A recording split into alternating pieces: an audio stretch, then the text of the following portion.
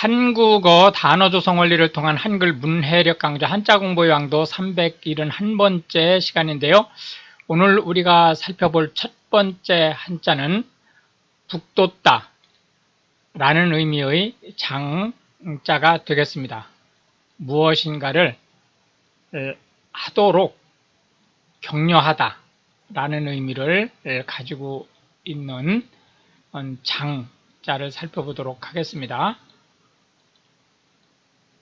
북돋다, 용기를 내게 하다, 무슨 일인가를 열심히 하도록 용기를 내게 하다, 그런 의미의 장자가 되겠습니다. 어떤 일을 장려하다 라는 의미의 장자에 대해서 살펴보겠습니다.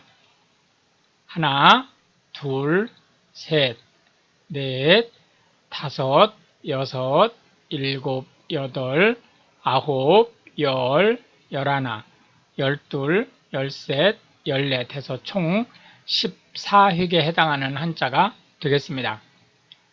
장려하다 라고 하는 것은 어떤 일을 잘 하도록, 열심히 하도록 용기를 북돋다 그런 뜻이고요.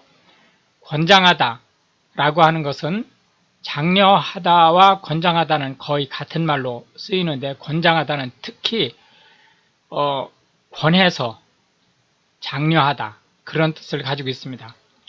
장학금이라고 하는 것은 학업을 계속할 수 있도록 경제적으로 지원을 하는 것을 얘기하고요. 물산장려운동이라고 하는 것은 일제 시대에 조만식 선생을 중심으로 해서 전국적으로, 한반도 전국적으로 펼쳐진 경제 부흥 운동으로 볼 수 있죠. 실제 나라의 힘이 없어서 나라를 빼앗겼기 때문에 그 힘을 기르기 위해서는 경제력을 향상시켜야 된다라는 자각에서 시작된 운동이다라고 볼 수 있습니다. 장려상이라고 하는 것은 어떤 경진대회라든지 이런 것을 할 때, 특히 이제 예능이라든지 글짓기라든지 이런 부분들에서 특히 이제 많이 있는 일인데요.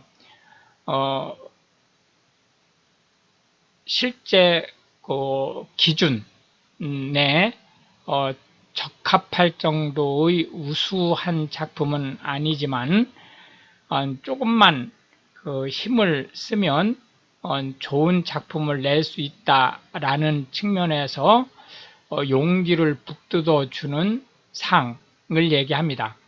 이렇게 해서 장려하다, 촉진시키다 라는 의미의 장자에 대한 상대 개념으로는 금지하다 라는 의미의 금자를 살펴보았습니다. 두 번째로 체크할 한자는 꽤 라는 의미의 책자가 되겠습니다. 꽤 라는 의미는 무슨 일인가를 잘 하기 위한 대책이라는 의미의 책자가 되겠습니다. 하나, 둘, 셋, 넷, 다섯, 여섯, 일곱, 여덟, 아홉, 열, 열하나, 열둘 해서 총 12획에 해당하는 한자가 되겠습니다. 꾀라는 의미의 책자를 살펴보고 있습니다. 무슨 일인가를 하기 위한 책략, 묘책 이런 것을 우리가 꾀라고 얘기한다 라고 볼 수 있겠고요. 묘책이라고 하는 것은 아주 기가 막힌 술책을 얘기합니다. 어떤 일을 아주 잘 할 수 있는 방법을 얘기하는 거죠. 책략이라고 하는 것은 어떤 일을 잘 추진하기 위한 꾀 그 자체를 얘기하는 거고요. 책사라고 하는 것은 통상 이제 그 고대 중국에서 정치인들 또는 국방, 안보 업무에 대해서 아이디어를 제공하고 필요할 경우에는 전투 현장에서 이제 전투 지휘를 했었던 사람을 얘기하는데요. 모세가라고 이제 보시면 되죠. 한편으로는 음모에 능통한 사람이라는 의미로 좀 부정적인 의미로도 책사라는 말을 쓸 수도 있습니다. 이 책사라고 하는 말은 모사라고도 하는데 현대 한국어에서도 많이 쓰이고 있습니다. 산책하다라고 하는 것은 천천히 걷다라는 의미를 가지고 있습니다. 주로 이제 건강을 위해서 천천히 걷는다든지 또는 명상을 위해서 천천히 걷는다든지 이런 것들을 이제 포함하는 거죠. 대책이라고 하는 것은 어떤 일에 대한 방법, 해결하기 위한 방법을 얘기하는 거고, 정책이라고 하는 것은 국가나 지방자치단체에서 국민이나 주민 또는 시민을 대상으로 한 국가 또는 지방자치단체의 사업을 얘기합니다. 미봉책이라고 하는 것은 봉제가 제대로 되지 않았다라는 의미죠. 바느질이 제대로 되지 않았다라는 의미니까 눈가림식의 제대로 되지 않은 대책을 얘기합니다. 속수무책이라고 하는 것은 손을 묶인 상태에서 아무런 대책을 수립할 수 없다라는 의미를 가지고 있습니다. 실책이라고 하는 것은 과오 또는 실수를 얘기하는 거고요.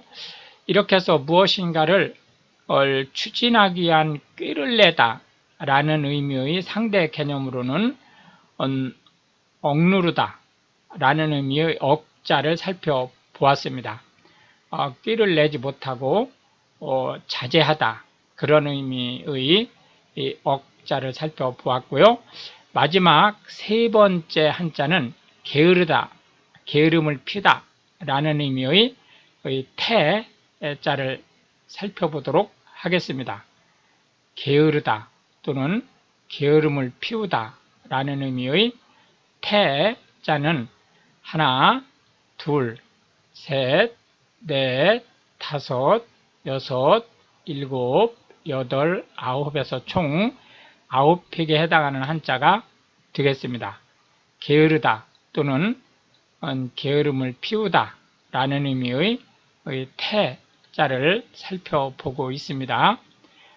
태만하다 라고 하는 것은 무슨 일인가를 열심히 하지 않고 게으름을 피우다 라는 뜻을 가지고 있고, 권태감이라고 하는 것은 어떤 일에 대해서 실증을 내는 것을 얘기합니다.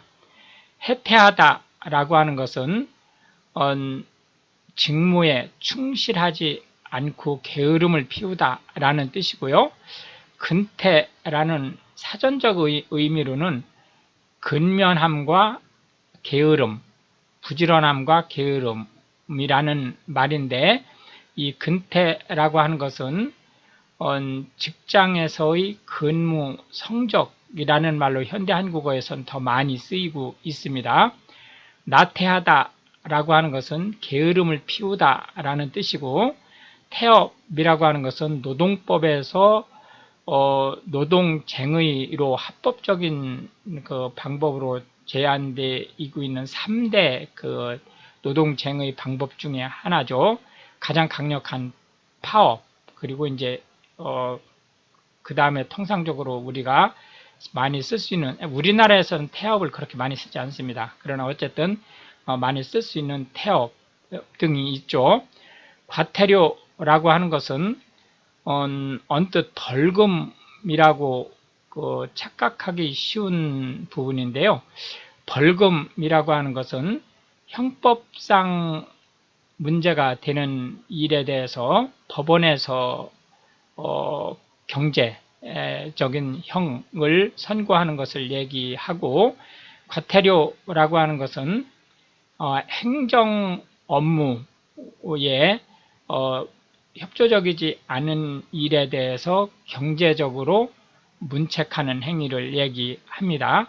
하기 때문에 과태료는 벌금이 아니기 때문에 이제 우리가 얘기하는 전과 기록에 이제 기입되지 않는 특징을 가지고 있죠.